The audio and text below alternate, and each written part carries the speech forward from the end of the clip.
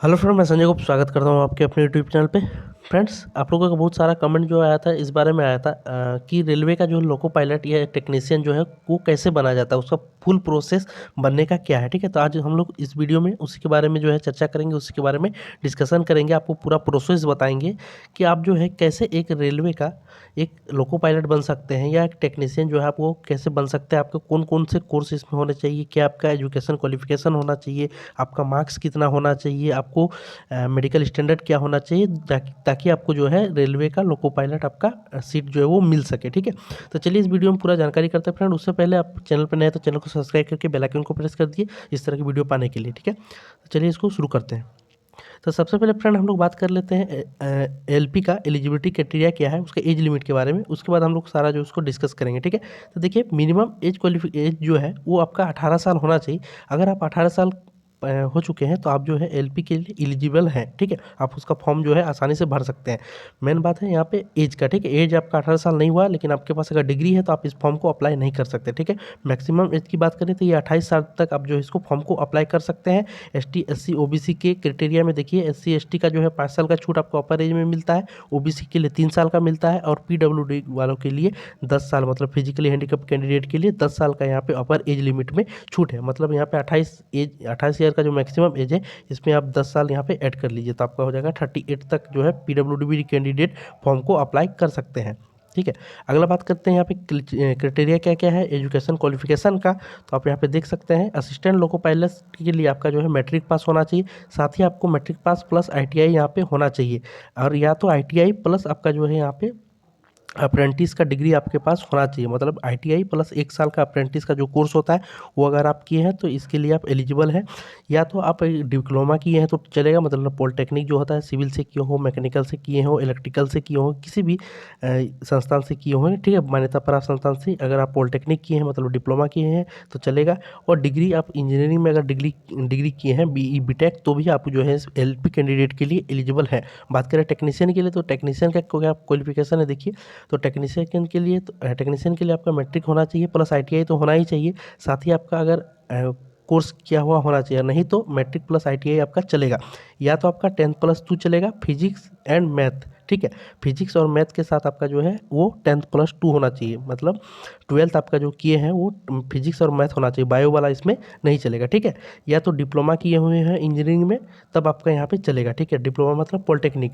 बता दें आपको फ्रेंड कि टेक्नीशियन में जो है वो इंजीनियरिंग वाले छात्र इसमें अप्लाई नहीं कर सकते। इंजीनियरिंग करने का अर्थ है जिन्होंने बीटेक किया है वो टेक्नीशियन के लिए एलिजिबल नहीं है। इसके लिए आपको मैट्रिक प्लस आईटीआई आपका मिनिमम एज क्वालिफिकेशन यहाँ पे होना ही चाहिए, या तो पॉलिटेक्निक। ठीक है, या 10+2 होना चाहिए फिजिक्स और मैथ के साथ। चलिए आगे हम लोग बात करते हैं फ्रेंड इसका एग्जाम पैटर्न कैसे होता है, क्या क्या इसका एग्जाम पैटर्न होता है। ठीक है, तो यहाँ पे देखिए फिर जो एलपी और टेक्नीशियन का सिलेक्शन होता है वो 4 फेज में होता है। ठीक है, 4 स्टेज में होता है। फर्स्ट आपका होता है CBT 1। ठीक है, इसके बाद CBT 2 होता है। इसके बाद अगर कोई एलिजिबल कैंडिडेट है एलपी के लिए अगर आप फॉर्म भरते हैं तो यहाँ पे आपको उसका computer based test aptitude test यहाँ पे आपको जो है वो देना होता है। ठीक है, ये जो आपका है ये साइको टेस्ट हम लोग इसको बोलते हैं। आप सुने हुए कि एलपी लोग का साइको टेस्ट होता है जिसमें कुछ जो है इमेज दिखाया जाता है कुछ सेकंड के लिए कुछ मिनट के लिए। उसके बाद उसमें पूछा जाता है कि किस जगह पे ये जो है वो इमेज बना हुआ था, किस साइड में बना हुआ था, लेफ्ट में कि राइट में बना हुआ था। इस तरह का क्वेश्चन इसमें पूछा जाता है जिसको हम लोग साइको टेस्ट करते हैं। इसको जो है पास करना बहुत ज़रूरी होता है, मस्ट होता है। इसको जो कैंडिडेट पास नहीं करते हैं उनको एलपी का जॉब जो है वो नहीं दिया जाता। ठीक है, इसको आपको पास करना ही पड़ता है, इसके लिए अलग अलग कोर्स है। ठीक है, इसके बाद आपका आता है डॉक्यूमेंट वेरिफिकेशन। डॉक्यूमेंट वेरिफिकेशन करने के बाद आपको जो है उसी दिन सेम डे में या उसके बाद दिन आपको मेडिकल के लिए रेलवे के हॉस्पिटल में, रेलवे के सरकारी जो होता है रेलवे का हॉस्पिटल, उसमें आपको जो है वो भेजा जाता है। वहाँ पे आपका मेडिकल टेस्ट हो जाता है। मेडिकल टेस्ट में अगर आप पास हो जाते हैं तो आपका जो है वो वहाँ पे पैनल में नाम चला जाता है, रेलवे बोर्ड के पास नाम चला जाता है। इसके बाद जब आपका ज्वाइनिंग लेटर जो होता है तो उसमें आपको जो है नाम आ जाएगा। ठीक है, जब लेटर इशू किया जाता है तो उस टाइम आपका जो है वो वेबसाइट में नाम आ जाता है। उसके बाद आपका ज्वाइनिंग लेटर घर जो है वो सेंड कर दिया जाता है जिसमें आप एड्रेस वो दिए हैं। ठीक है, डॉक्यूमेंट वेरिफिकेशन का बात करें तो इसमें आपका जो है सारा डॉक्यूमेंट चेक होता है, एजुकेशनल का हो या आपका जाति निवासी हो, मतलब जो कास्ट सर्टिफिकेट होता है वो सारा कुछ आपका जो यहाँ पैन कार्ड, आधार कार्ड सारा कुछ चेक किया जाता है। तो जिन भी कैंडिडेट का अगर नहीं है तो वो अभी से अपना जो है डॉक्यूमेंट तैयार रखें। इसमें आपका जाति निवासी सारा कुछ लगता है, कास्ट सर्टिफिकेट हो, आपका रेसिडेंशियल सर्टिफिकेट है, ये सब आपका लगता है, तो वो सब अपना जो है वो तैयार रखें, ठीक है। अगला बात करें यहाँ पे फर्स्ट स्टेज सीबीटी में आपका क्या होता है, ठीक है। देखिए तो यहाँ पे फर्स्ट स्टेज जो सीबीटी होता है, सीबीटी 1 जिसको हम लोग बोलते हैं कंप्यूटर बेस्ड टेस्ट, इसमें आपका मैथ से क्वेश्चन रहता है, रीजनिंग से क्वेश्चन रहता है, जनरल साइंस से क्वेश्चन रहता है एंड आपका जो है करंट अफेयर से कुछ क्वेश्चन जो है रहता है। टोटल इसमें आपका 75 क्वेश्चन पूछा जाता है, 75 क्वेश्चन रहता है आपको, जिसका जवाब 60 मिनट में देना होता है। ऑब्जेक्टिव टाइप क्वेश्चन होता है सारा, आपको केवल कंप्यूटर स्क्रीन पे टिक मारना होता है सही जवाब को, ठीक है। अगर इसको आप पास कर लेते तब फिर आपको जो है सेकंड स्टेज के लिए बुलाया जाएगा, ठीक है, सीबीटी 2 के लिए। तो इसमें देखिए क्वेश्चन क्या क्या है। मैथ आपका जो है 20 नंबर का रहता है, 20 मार्क्स रहेगा, 20 क्वेश्चन रहेगा।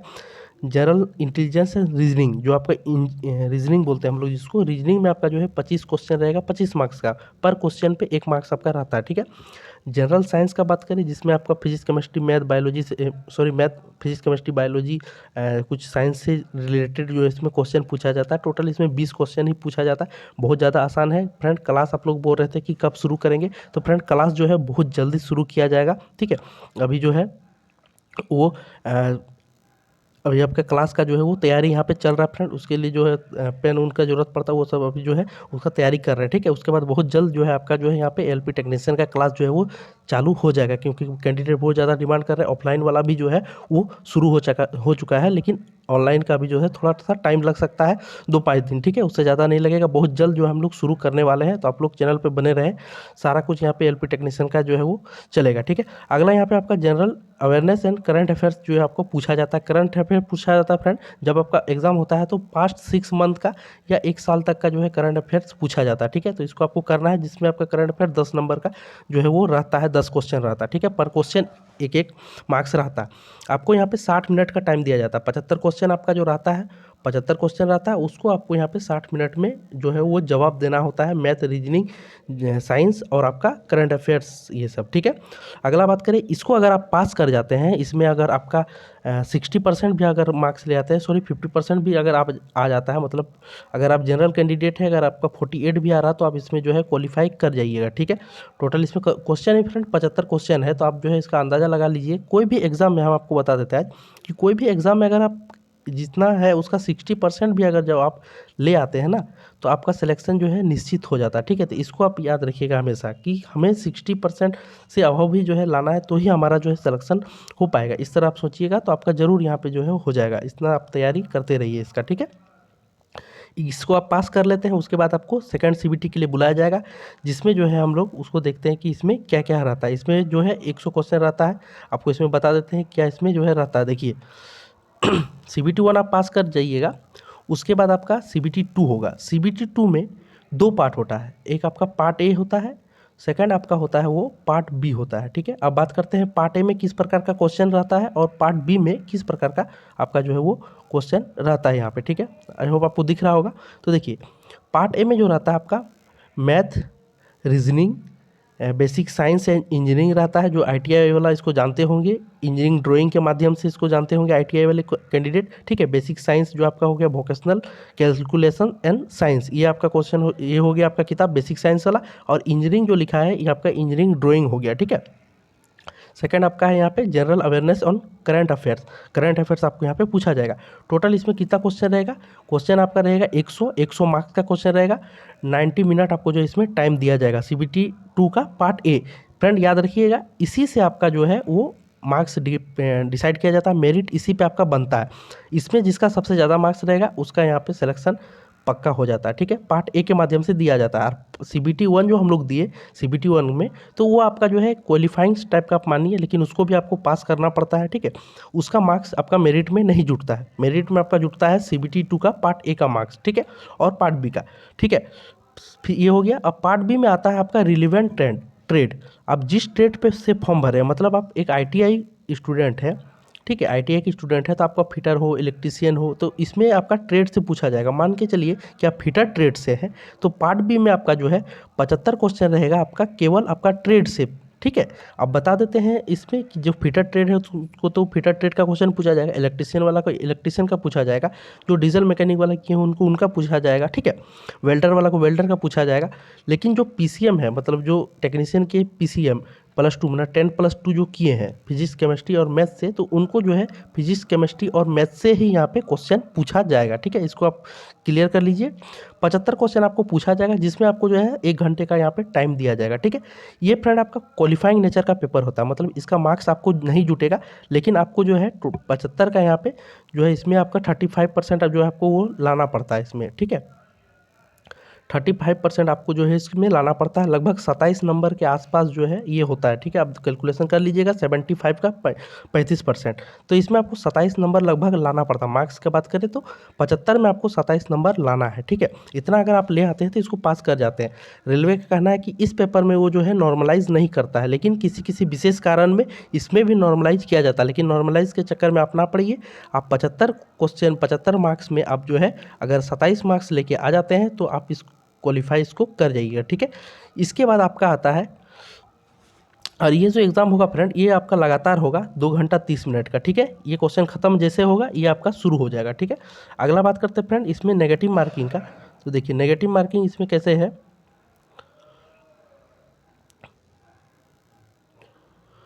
तो फ्रेंड इसमें देखिए नेगेटिव मार्किंग है आपका 1/3, मतलब अगर 3 क्वेश्चन का आप अगर गलत जवाब देते हैं तो आपका 1 मार्क्स जो है वो कट जाएगा, 1/3 है, ठीक है। 1/3 of the marks allotted for each question shall be deducted for each wrong answer, ठीक है। आपका प्रत्येक क्वेश्चन पे 1/3 मार्क्स जो है आपका कट जाएगा, मतलब 3 क्वेश्चन अगर आप गलत करते हैं तो आपका 1 मार्क्स कट जाएगा। इसको सिंपली समझिए, किसी किसी एग्जाम में 1/4 वाला रहता है, उसका मतलब होता है कि 4 क्वेश्चन का अगर आप गलत जवाब दिए हैं तो आपका 1 मार्क्स जो है वो कट जाएगा, ठीक है।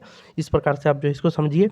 If you qualify both the above stage you will be called for computer based aptitude test and document verification as applicable. इसमें क्या कहा फ्रेंड, देखिए अगर आप इस क्वालिफाई कर लेते हैं दोनों स्टेज को, मतलब CBT 1 को और CBT 2 को, ठीक है। CBT 1 CBT 2 दोनों को आप क्वालिफाई कर लेते हैं तो आपको जो है एप्टीट्यूड टेस्ट के लिए बुलाया जाएगा, मतलब जो LP के कैंडिडेट होंगे उनको जो है साइको एग्ज़ाम के लिए आपको बुलाया जाएगा, जिसमें आपको मैंने बताया कि कोई इमेज दे दिया, मान के चलिए कोई घोड़ा का ही इमेज दे दिया, ठीक है।